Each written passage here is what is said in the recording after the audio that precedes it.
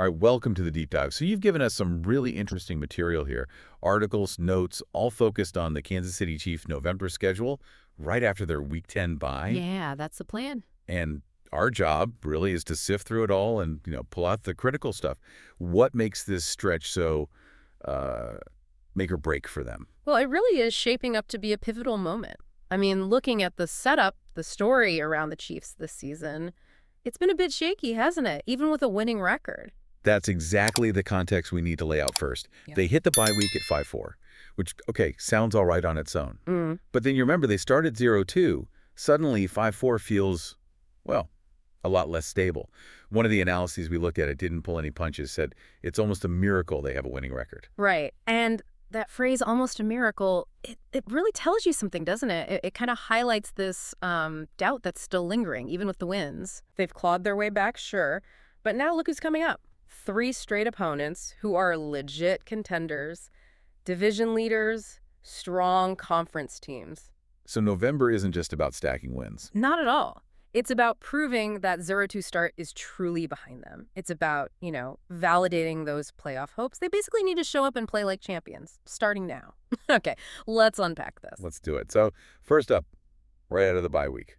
Week 11, November 10th, they jump straight into a divisional fight against the Denver Broncos. Uh-huh.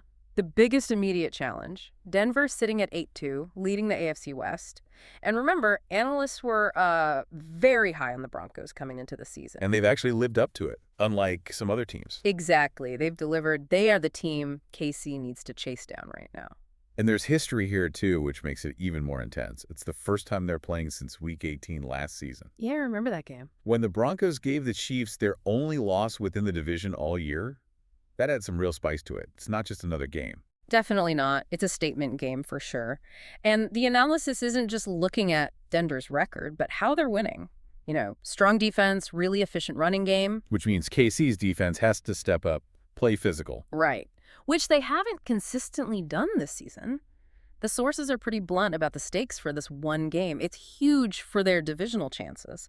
What's fascinating here is just how clearly the potential outcomes are laid out. Okay, so what happens if they win? A win is huge. Obviously, it puts them 2 games over .500. But strategically, it sends a message, tells Denver, tells the whole conference, we're not giving up this division without a fight, keeps the pressure on the Broncos. What if they lose? Yeah.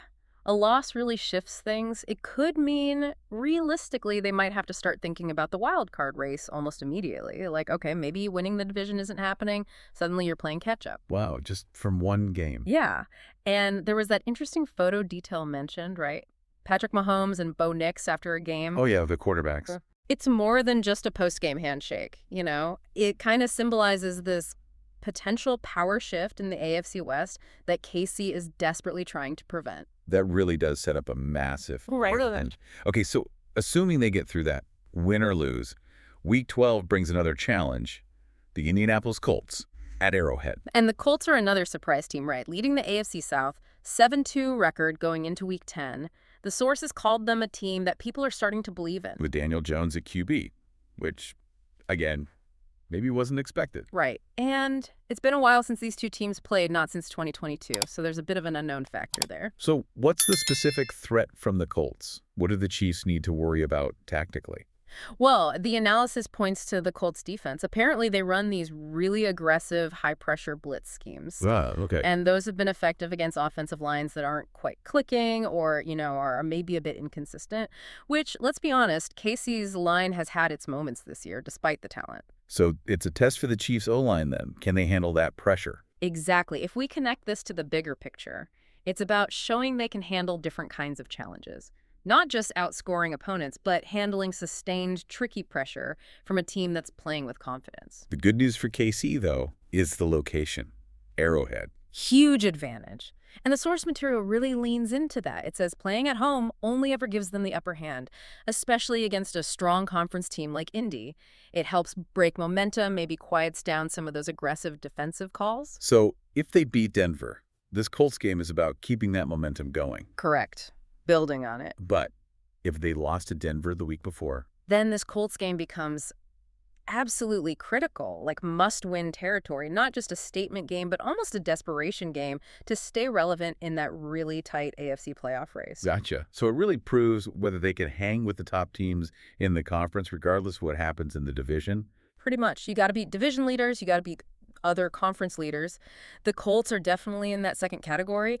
It forces KC to win with maybe more than just raw talent strategy toughness. Okay, that leads us straight into Week 13, maybe the most high-profile game of the month, Thanksgiving, against the Dallas Cowboys. The classic holiday game, yeah. And this one's against Dak Prescott and a pretty strong NFC team in Dallas. Short week, travel, holiday pressure.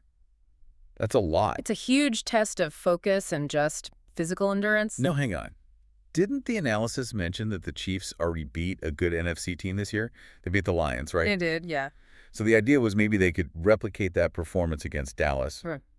But the tone in the source felt, I don't know, more worried. It called it an uphill battle. Why? That's a really good point to bring up. The analysis makes a key distinction. It's not necessarily about Dallas being better than Detroit, quality-wise. It's about the context. The source is super clear. It's an uphill battle solely because Dallas will host the game.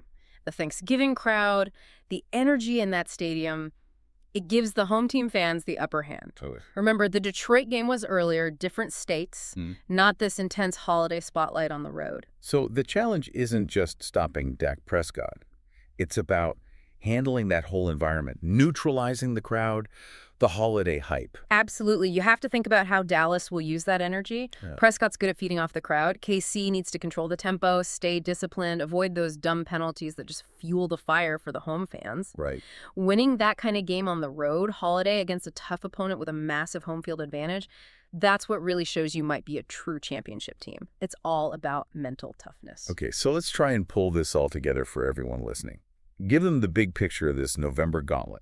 3 weeks, 3 really distinct tests. Right. Test 1, Week 11 against Denver. That's all about reclaiming control in the AFC West. Divisional mastery, let's call it. Test 2, Week 12 versus Indianapolis at home, proving they belong with the AFC elite. Conference resilience. Yeah. And Test 3, Week 13 at Dallas on Thanksgiving. That's the big one for proving they can win tough games anywhere.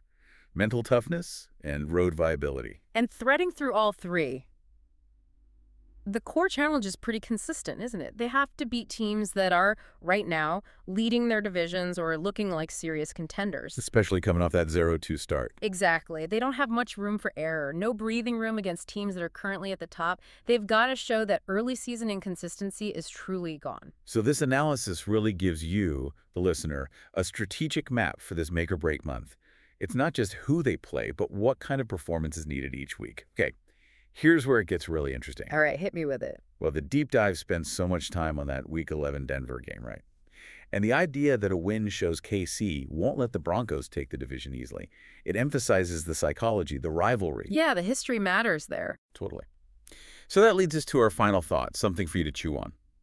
Given how much the sources stress that immediate challenge from Denver, how much does one single loss, especially a divisional one like that Week 18 game last year, actually mess with a team's head? Does it shake their confidence, change their strategy, affect morale for the whole rest of the season? Does facing that successful rival, again, just amplify the pressure from that shaky 5-4 start? That's a good question. Something to think about as we watch this critical stretch unfold. Thanks again for sharing your sources for this deep dive. Anytime. We'll catch you on the next one.